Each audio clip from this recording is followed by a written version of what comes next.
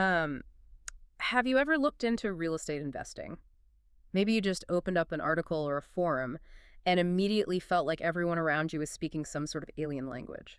Yeah, it really is an intimidating alphabet soup when you first encounter it. Right. I mean, you just want to evaluate a simple property, but suddenly you are drowning in this sea of acronyms. You're reading about LTVs, DTIs, NOIs. And BRRRRs. Yes, BRRRRs. And you start to wonder if you need a specialized finance degree just to buy a duplex down the street. If you've ever felt that way, you are absolutely not alone. In fact, one of the sources we're looking at today literally called this terminology an alien language. Exactly. And what we're looking at today is actually a really fascinating breakdown. It was originally translated from a late-night Korean investor group chat. Which is such a cool format. It is. A seasoned investor basically sat down to demystify all these U.S. property terms for a group of absolute beginners. And we are going to take that exact same sort of father teaching a son framework today. I love that. Yeah, we're going to strip away the jargon, sit you down at the metaphorical kitchen table, and just translate the mechanics of what makes a property profitable using simple, everyday analogies. So let's slide over that cup of coffee and get started. We have to start with the absolute basics, right? The property types and the initial, well, the dating phase of buying a house. Because if you don't know what you're looking at, you can't even begin to run the numbers. Right, and the foundational distinction here is between an SFR and an MF. Okay, so SFR is your single-family residence. Yes, that is your standard standalone house with its own yard. MF is multifamily.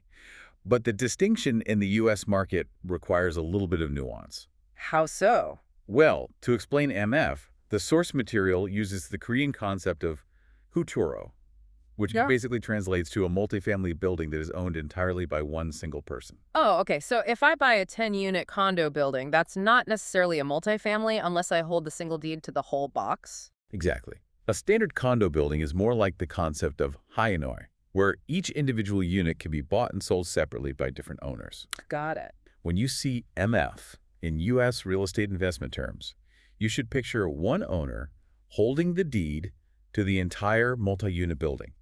You buy the whole building together, you sell it together, and you control all the leases. That distinction completely changes your level of control over the asset. Now, Right. what about the ADU? Because you see this term everywhere now, especially in high-cost areas. Oh, yeah. Someone in the original discussion guessed it stood for additional dwelling unit, which, it sounds totally logical, Well, it does make sense. but it actually stands for accessory dwelling unit. Right. It is an accessory to the main property. So think of a separate living space attached to the main house, maybe a detached structure in the backyard, or a converted garage. But the real insight here isn't just the definition, it's the strategy. In places like California, investors are using ADUs to artificially manufacture cash flow on properties that would otherwise just bleed money. It's a huge shift. Yeah. It turns a standard single-family lot into a covert duplex.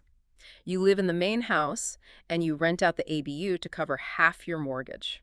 It is a massive strategy shift. Yeah. So once you know what kind of property you want, you enter the buying process. And the best way to understand this phase is to treat it exactly like dating and getting married.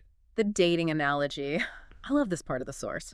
So, the first acronym you might encounter is the LOI, Letter of Intent. Yeah, an LOI is basically saying, I have the intention to date you. Right.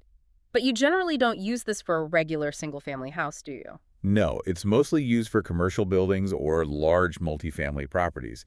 Right. It is just putting your interest out there formally before the heavy lifting begins. But if you are buying a regular house, the real first step before you even ask for a date is getting pre-approved by the bank. Exactly. Pre-approval is showing up to the date, proving you actually have a job and can pay for dinner. That's a great way to put it. And once you make a formal offer and it's accepted, you hit the EMD. This stands for earnest money deposit. But to keep with our analogy, the group chat called it something else. The earnest marriage deposit. The earnest marriage deposit. It's usually about 3% of the house price. It is your upfront commitment to show the seller you are serious, you are putting a ring on it. You are. But that begs the question, what if the engagement gets broken off? If I put down 30 grand on $1 million house and things go south, do I just lose that money? Not necessarily. You can get that deposit back if certain specific contingencies aren't met. Like what?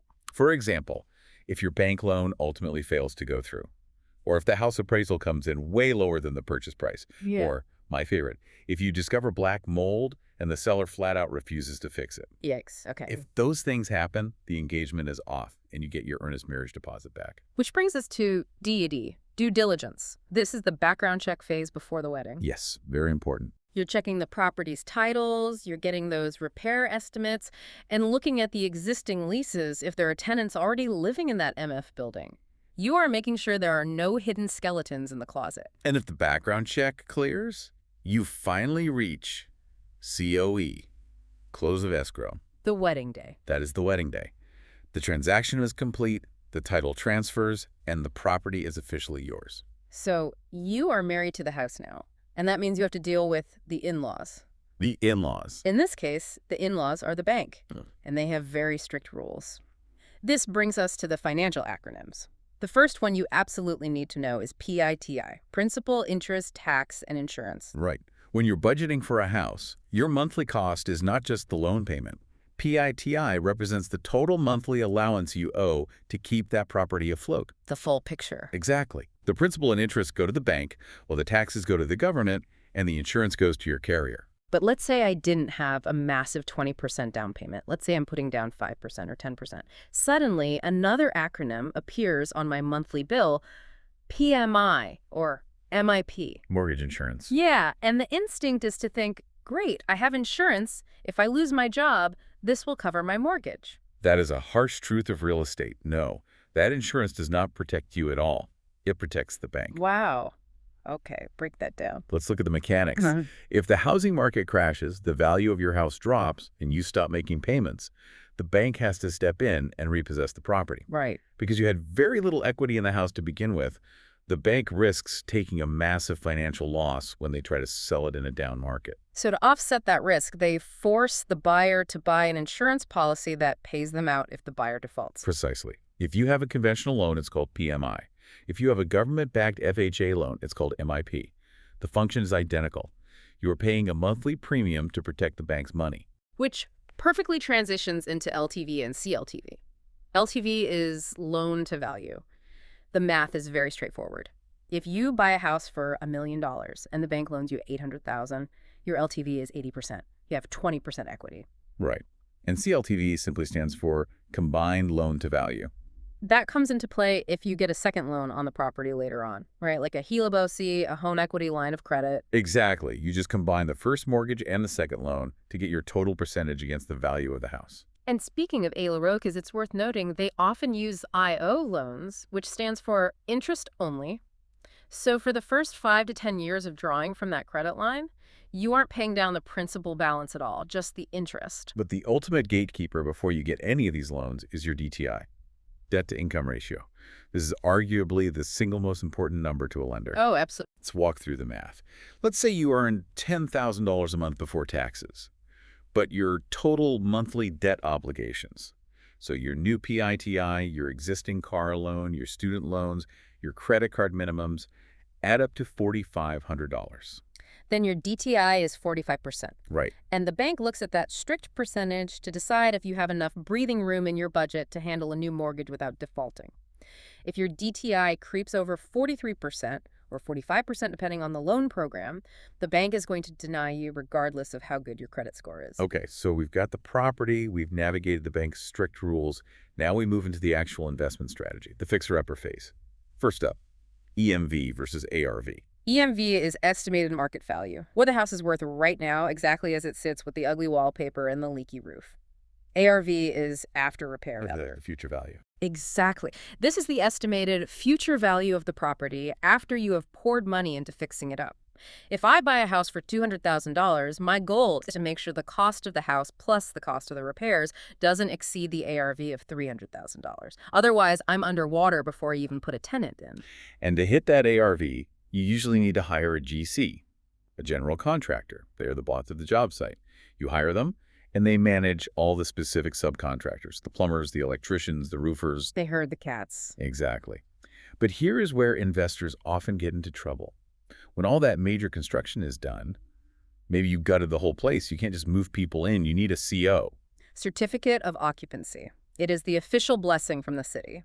They come out, inspect the work, and formally declare that the building is safe to live in. Right. Because if you try to rent out a gutted and flipped house without a CO and there's a fire, your insurance will likely deny the claim, and the city will fine you into oblivion. Which brings us to one of the most heavily discussed real estate strategies of the last decade, the BRRR method.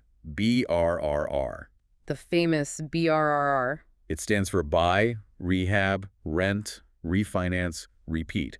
You buy a distressed property, fix it up, put a tenant in it, and then refinance it at its new, higher ARV to pull your initial cash back out. Then you use that cash to go buy the next house. It sounds like an infinite money glitch, but the source material provides a really important geographic warning about this. It does. The BRRR method is highly dependent on where you live. It generally does not work well in places like California because the initial purchase prices are so high that the repair costs eat up any potential equity margins. It also struggles in markets like Texas, which are currently saturated with brand new builder developments. If a renter can rent a brand new build for the same price as your rehab 1980s home, you lose your competitive edge. That makes total sense. If you want to successfully execute a BRRRR strategy, you generally need to look at older, steady markets in states like Michigan, Ohio, Iowa, Indiana, or Pennsylvania, where the spread between distressed properties and ARV is wider. So let's say you've rehabbed the place and you are ready to rent it out. You basically have three main paths. LTR is your long-term rental, a standard 12-month lease. Yeah. STR is your short-term rental, your daily or weekly Airbnbs. Right. But then there's the MTR, the mid-term rental. And this is where investors get really creative with regulation. Very creative. Because places like California heavily restrict or outright ban short-term rentals in many residential neighborhoods to protect housing supply. Investors adapt. As they always do. They furnish the properties exactly like a high-end Airbnb, but they mandate a minimum stay of 30 days or more. Because the lease is technically over 30 days, it legally bypasses the short-term rental bans. It becomes a mid-term rental. It is a massive legal loophole. During the height of the pandemic, this was incredibly lucrative for investors catering to travel nurses who needed furnished housing for 3-month hospital contracts. It's a perfect example of investors adapting to the rules of the game. Now we arrive at the most crucial part of our kitchen table chat. We've talked about the dating phase, the wedding, the in-laws, and the renovations. But if closing escrow is the wedding, this final section is the post-honeymoon household budget. The reality check. This is the math. How do you know if a property is actually a good deal or just a giant money pit? And it all begins with understanding OE versus NOI. OE stands for operating expenses. This includes your property taxes, your landlord insurance, your repair budget, utilities, and property management fees. Basically everything it costs to keep the building running. But here is the golden rule of real estate math. You never include the loan principal and interest in your operating expenses. Never. Which means you never include it in your NOI, your net operating income. NOI is simply your total rental income minus your operating expenses. The mortgage is entirely excluded. That feels really counterintuitive. I mean, if I have a massive monthly loan payment, shouldn't that factor into the profitability of the business? It feels wrong, but there's a very specific strategic reason for this. It becomes clear when we look at the next acronym, the CAP rate, or capitalization rate. The CAP rate is your NOI divided by the total price of the house. You hear investors say, I'm looking for a 6-cap building, meaning it generates a 6% return. So why do we strip the mortgage out of the CAP rate? Because the CAP rate is designed to tell you how profitable the building itself is, completely, regardless of how you, the buyer, chose to finance it. Okay. It creates a pure, sterile baseline number. If the CAP rate already had an arbitrary mortgage baked into it, you would never be able to cleanly compare one property against another because every buyer brings a different down payment and gets a different interest rate. I see. So if I buy a building in cash and you buy the exact same building next door with a 5% down payment, our monthly expenses look wildly different. Exactly. But the buildings themselves are performing exactly the same. The CIP rate measures the building, not the buyer. Precisely. And you use that sterile baseline to see if borrowing money even makes mathematical sense. Let's look at a scenario. Let's say a building generates a 6% CIP rate. It yields 6% purely based on its rent minus its operating expenses. Okay. Now, if you go to the bank and borrow money at a 6.5% interest rate to buy that 6% building, you are losing money on every dollar you borrow. The asset doesn't yield enough to cover the cost of the debt. Okay, that makes perfect sense for evaluating the asset. But at the end of the day, I still have to pay that mortgage to the bank. I need to know how much money is actually going into my pocket to buy groceries. Yes. And that is where COSI comes in, cash on cash return. If the CIP rate is the theoretical yield of the building, the cash-on-cash return is the gritty reality of your wallet.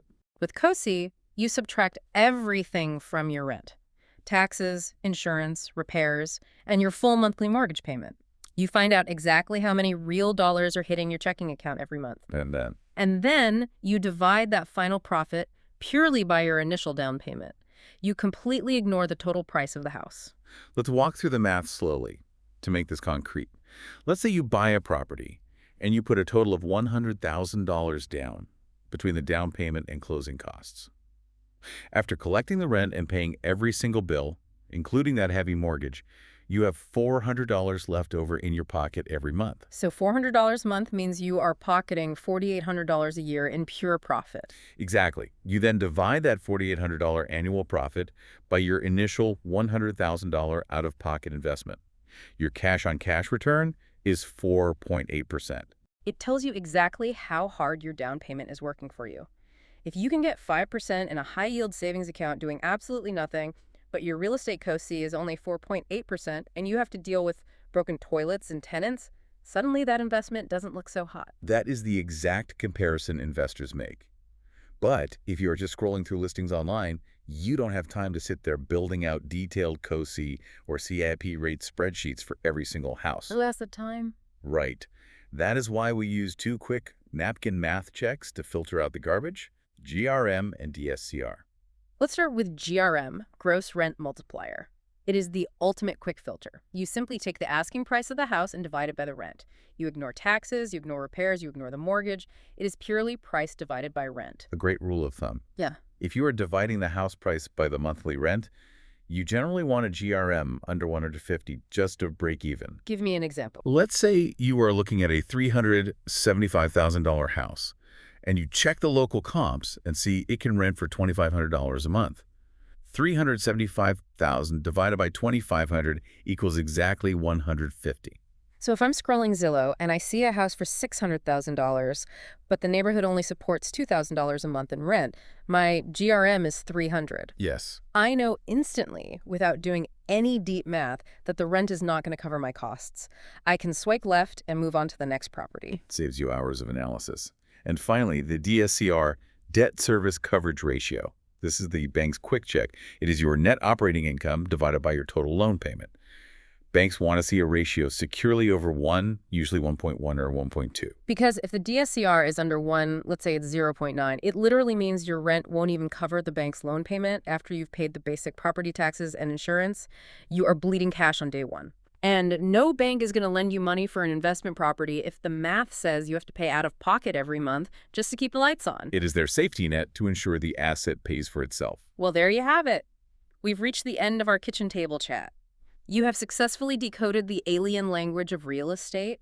You don't have to look at these acronyms and feel like an outsider anymore. You really don't. Whether you are distinguishing between an SFR and an MF, protecting your EMD, or trying to figure out if your cash-on-cash return justifies the DTI, you now have the practical mechanics to evaluate deals, talk confidently to lenders, and understand exactly where every single dollar of your money is going.